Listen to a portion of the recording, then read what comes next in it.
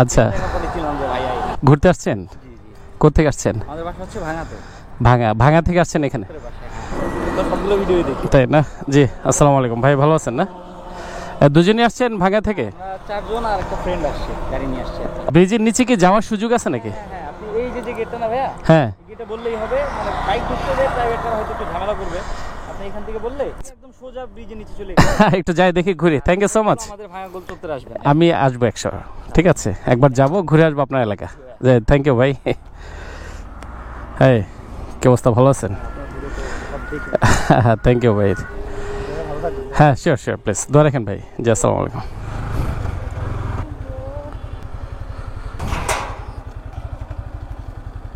Good afternoon everyone.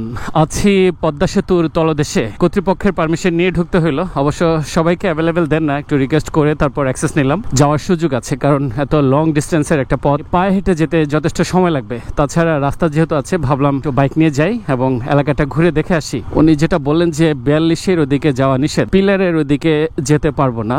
আমি যাব কোন দিকে তাইলে? আচ্ছা, হাতের বাইরে যাব, সোজা যেতে পারবো না, যেটা বুঝলাম ওনার কথা। ওই যে ওইখানে একজন সিকিউরিটি আছেন। বাহ, ডিউটি করা যে কি সুন্দর জায়গা। এলাকাটা আসলেই অনেক সুন্দর, খুবই জোস একটা এলাকা। এটার পাশ ঘেঁষে এনিওয়েজ কোন দিক দিয়ে বাইক চালাইতেছে আজকে?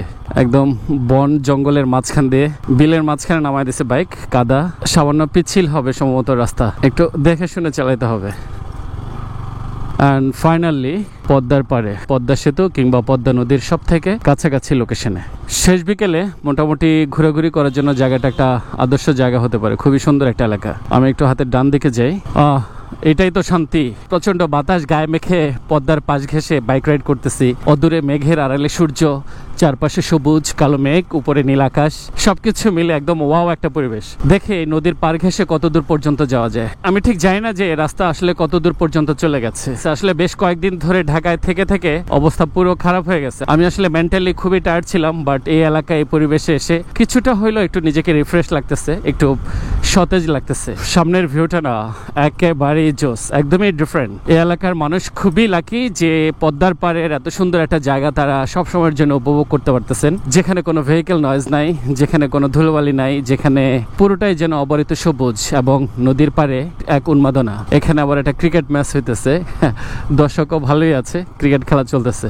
দৃশ্যটা আসলে মন ছুঁয়ে গেছে, এত সুন্দর একটা জায়গা। এই নদীটা সম্ভবত মূল পদ্মা সেতু থেকে বিচ্ছিন্ন হয়ে এইদিকে ঢুকে গেছে। এই দৃশ্য দেখে আপনার মন ভালো হইতে বাধ্য।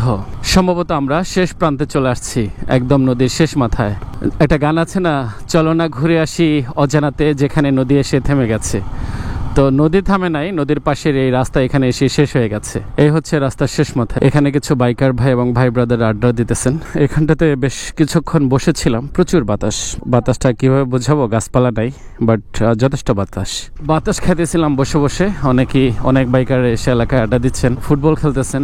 ওভারঅল একেবারেই ন্যাচারাল ভিউ, ন্যাচারাল এনভায়রনমেন্ট। ভাবতেছি সন্ধ্যার আগেই বের হয়ে যাই। ব্রিজের আশপাশ এলাকার মানুষের জন্য না এটা একটা আদর্শ জায়গা, শুধুমাত্র টাইম পাস করার জন্য। খুবই জোস, আমি বলবো এক কথায় অসাধারণ। ব্রিজের কাছাকাছি এলাকায় কিছু মানুষ দেখা যাচ্ছে যারা ব্রিজ দেখতে আসছেন, নদীকে উপভোগ করতে আসছেন।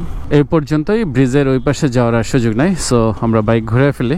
আমরা এই ঘাস লতা পাতা এই চিপা দিয়ে আসছিলাম, এখন এই চিপা দিয়ে বের হই। নিজের ওয়েল্ড লাগতেছে, একটা স্পোর্টস বাইক নিয়ে সবুজ ঘাস আর বনের মাঝখান দিয়ে রাইড করতেছি।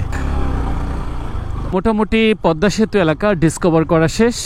ঘুরে গেলাম বেশ দীর্ঘ সময় ধরে, এখানে ঘুরলাম, ছবি তুললাম, আড্ডা দিলাম। আর করবোটা কি, এখন ব্যাক করার পালা।